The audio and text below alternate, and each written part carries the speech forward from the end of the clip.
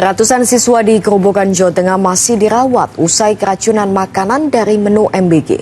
Puluhan siswa sekolah dasar di Tulungagung, Jawa Timur merasa mual, pusing, dan sakit perut usai menyantap menu makan bergizi gratis.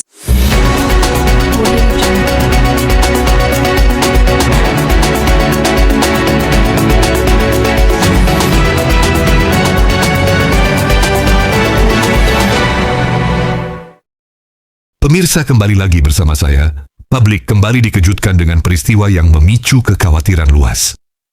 Sebuah kasus yang kini dikenal dengan sebutan kasus keracunan MBG mendadak menjadi perbincangan hangat di berbagai platform media sosial. Informasi yang beredar begitu cepat, potongan video dan kesaksian warga menyebar luas, memunculkan berbagai spekulasi di tengah masyarakat.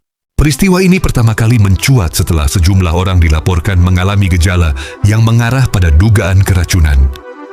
Beberapa di antaranya mengeluhkan mual, pusing, muntah, hingga lemas tak lama setelah mengonsumsi produk yang disebut-sebut berkaitan dengan inisial MBG. Situasi ini sontak membuat panik keluarga dan lingkungan sekitar, terlebih karena jumlah korban yang disebut mengalami gejala tidak hanya 1 atau 2 orang. Yang membuat kasus ini semakin menyita perhatian adalah kecepatan penyebarannya di media sosial. Dalam hitungan jam, tagar terkait MBG mulai ramai dibicarakan. Warganet saling berbagi informasi, sebagian menyampaikan kekhawatiran, sebagian lainnya mempertanyakan bagaimana pengawasan terhadap produk tersebut bisa kecolongan jika benar ada unsur kelalaian.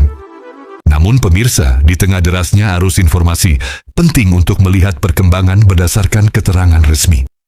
Pihak terkait menyatakan masih melakukan penyelidikan mendalam untuk memastikan penyebab pasti dari gejala yang dialami para korban.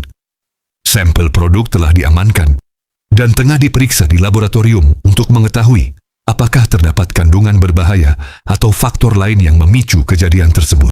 Sementara itu, beberapa korban dilaporkan telah mendapatkan penanganan medis. Tenaga kesehatan bergerak cepat untuk memastikan kondisi mereka stabil. Hingga saat ini, kabar yang beredar menyebutkan bahwa sebagian besar korban berangsur membaik setelah mendapatkan perawatan intensif.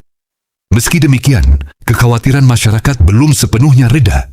Publik tentu bertanya-tanya, bagaimana produk tersebut bisa beredar luas? Apakah sudah melalui standar keamanan yang semestinya? Jika ini berkaitan dengan makanan atau minuman, maka proses produksi, distribusi, hingga penyimpanan menjadi titik krusial yang tak bisa diabaikan.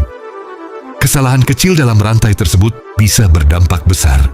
Di sisi lain ada juga kemungkinan faktor eksternal yang masih didalami.